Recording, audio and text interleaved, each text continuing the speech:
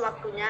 Selamat siang Ibu dosen, Cok Istri Ratna Sari Dewi SEMSI, serta teman-teman kelas D6 semester 2. Di sini kami dari kelompok 8 akan mempresentasikan tentang perbedaan koperasi dengan organisasi lainnya. Namun sebelum itu, izinkanlah kami memperkenalkan diri terlebih dahulu. Perkenalkan, nama saya Ibu Sudayu Prapti Devi dengan NPM 202033121288. Perkenalkan, nama saya Niputumita Sulistianingsih, NPM 202033121268. Perkenalkan, nama saya Niputu Putrita Permatasari dengan NPM 202033121267. Perkenalkan, nama saya Ninyoma Citra Tita Pratiwi dengan NPM 2033121346. Adapun submateri yang akan kami jelaskan, yaitu yang pertama bentuk badan usaha, yang kedua perbedaan koperasi dengan usaha swasta dan milik negara, dan yang ketiga perbedaan koperasi dengan gotong royong. Bentuk badan usaha. Bentuk badan usaha terdiri dari BUMN, BUMS, dan koperasi. BUMN terdiri dari Perjan, Perum, dan Persero. BUMS terdiri dari firma, Persero, PT, dan CV. BUMN. Yang pertama yaitu Perjan. Ciri-ciri dari Perjan yaitu 1. Karyawannya berstatus pegawai negeri, 2. Keuntungan dan kerugian menjadi tanggung jawab pemerintah, 3. Tujuan utamanya adalah melayani kepentingan masyarakat umum, 4. Berada di bawah departemen, dirjen, atau pemerintah daerah terkait. Yang kelima, permodalan dan pembiayaan perusahaan termasuk dalam APBN dan menjadi hak dari departemen terkait.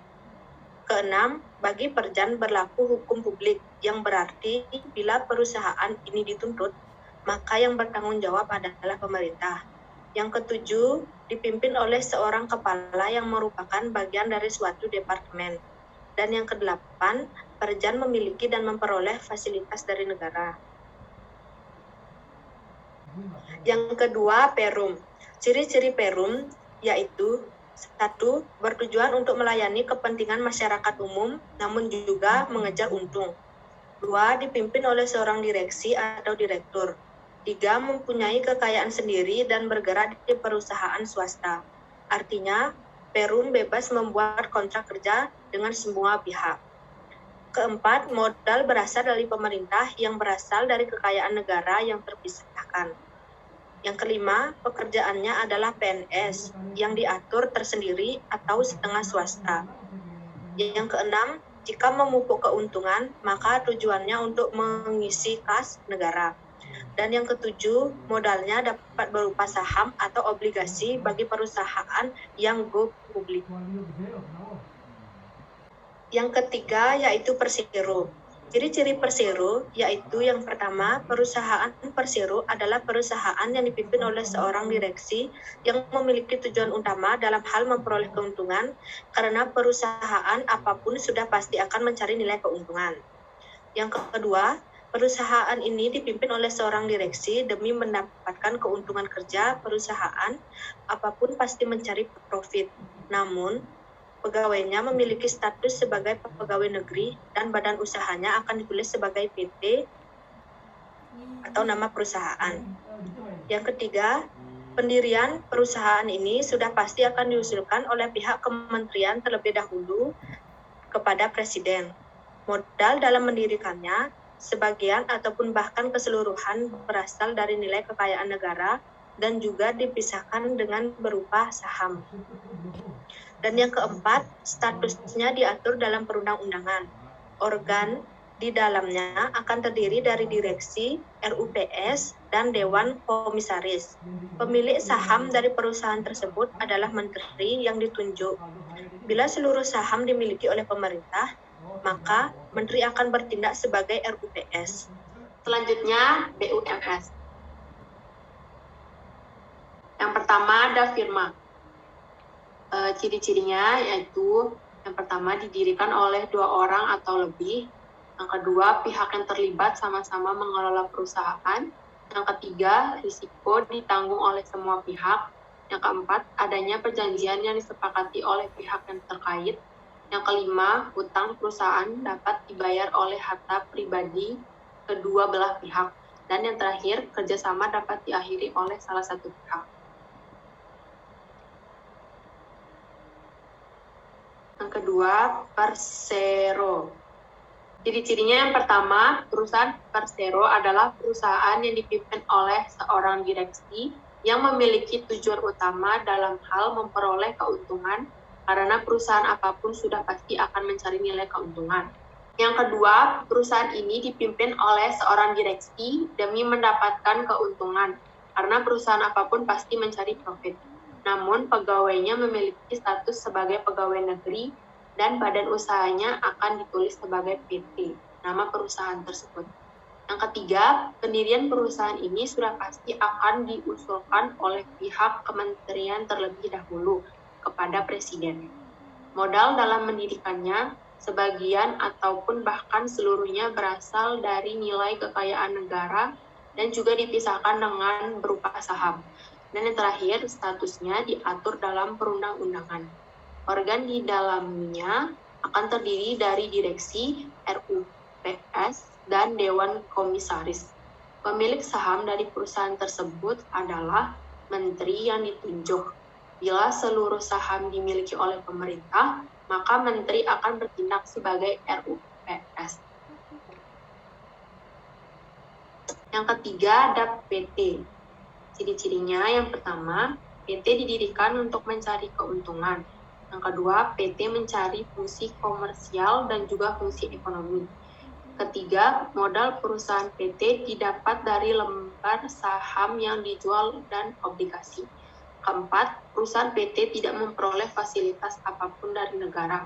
Kelima, RUPS atau Rapat Umum Pemegang Saham akan menentukan kekuasaan tertinggi perusahaan PT.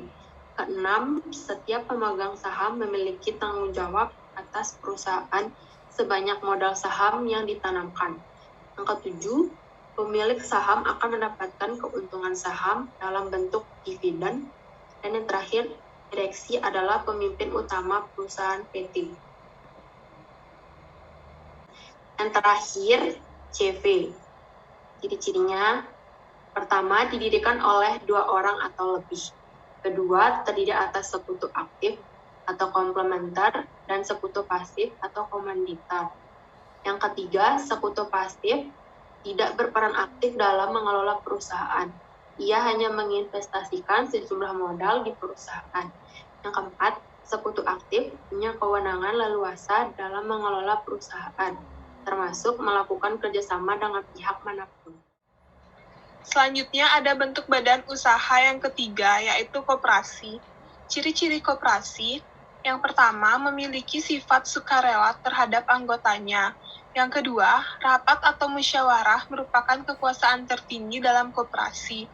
Yang ketiga, kegiatan koperasi harus bersifat swadaya atau usaha sendiri, swakarta atau buatan sendiri, dan swasembada atau kemampuan sendiri. Yang keempat, memiliki modal tidak tetap tergantung jumlah simpanan setiap anggota. Yang kelima, pengurus adalah orang-orang yang bertanggung jawab pada keberlangsungan koperasi. Yang keenam, kerugian yang ditanggung koperasi ditanggung oleh setiap anggota. Dan yang terakhir, anggota koperasi tidak bersifat permanen atau tetap sehingga menyebabkan modal koperasi juga tidak pasti. Selanjutnya ada soal yang kedua, yaitu perbedaan koperasi dengan usaha swasta dan milik negara. Yang pertama, koperasi. Pemilik modal adalah seluruh anggota koperasi. BUMN, pemilik modal mayoritas adalah negara. BUMS, pemilik modal mayoritas adalah individu atau kelompok individu. Yang kedua, koperasi. Tujuan usahanya adalah untuk meningkatkan kesejahteraan anggotanya. BUMN, tujuan usahanya untuk melayani kepentingan umum. BUMS, tujuan usahanya untuk mencapai kemakmuran pemilik modal atau mencari untung sebesar-besarnya. Yang ketiga, koperasi, bidang usahanya sesuai dengan kebutuhan anggota koperasi. BUMN, bidang usahanya di sektor-sektor yang vital dan strategis. BUMS, bidang usahanya tidak menguasai hajat hidup orang banyak. Selanjutnya, perbedaan koperasi dengan usaha swasta dan milik negara. Yang keempat, koperasi, kekuasaan tertinggi dalam koperasi adalah RA atau rapat anggota, sedangkan BUMN, kekuasaan tertinggi adalah pemerintah, dan BUMS, kekuasaan tertinggi dipegang oleh pemegang saham dan atas nama pemerintah. Yang kelima, untuk koperasi, organisasinya mempunyai kepentingan yang sama antara para anggotanya, sedangkan BUMN, organisasinya dikelola oleh negara, dan BUMS, organisasinya terbatas, maksudnya ditujukan kepada orang-orang yang memiliki modal. Yang keenam, untuk koperasi, permodalan berasal dari simpanan anggota dan sifatnya berubah-ubah. Sedangkan BUMN, permodalan berasal dari kekayaan negara yang dipisahkan dan bersifat tetap. Dan BUMS, permodalan berasal dari perseorangan atau dari para pemegang saham dan penjual obligasi yang sifatnya tetap. Selanjutnya, ada perbedaan koperasi dengan gotong royong. Untuk koperasi terdapat di masyarakat yang telah maju dan dapat digunakan untuk memenuhi keperluan hidup yang sangat beraneka warna. Sedangkan gotong royong umumnya dilaksanakan dalam masyarakat pedesaan. Yang kedua, koperasi mempunyai tujuan yang tetap. Usahanya dilakukan terus-menerus, sedangkan gotong royong mempunyai tujuan tertentu, tapi tidak melakukan usaha secara terus-menerus. Yang ketiga, koperasi merupakan organisasi yang teratur, lengkap dengan sistem pengurus, daftar anggota, anggaran dasar, program kerja, dan sebagainya. Sedangkan gotong royong belum merupakan bentuk organisasi yang teratur. Dalam hal ini, kita dapat mengatakan dengan pasti siapa pimpinannya dan berapa anggotanya. Yang keempat, tata kerja koperasi bersifat dinamis nasional, sedangkan gotong royong tata kerjanya dilakukan secara statis dan tradisional. Yang kelima, koperasi memerlukan modal yang dapat berupa uang atau barang sebagai sarana melakukan kerjasama, sedangkan gotong royong tidak memerlukan modal, tapi alat-alat yang bentuknya sangat sederhana, misalnya cangkul, gergaji, dan sebagainya. Demikian presentasi yang dapat kami sampaikan. Kami mohon maaf apabila ada salah kata, baik disengaja maupun tidak disengaja. Akhir kata, kami ucapkan terima kasih. Om Santi, Santi, Santi, Santi, Om.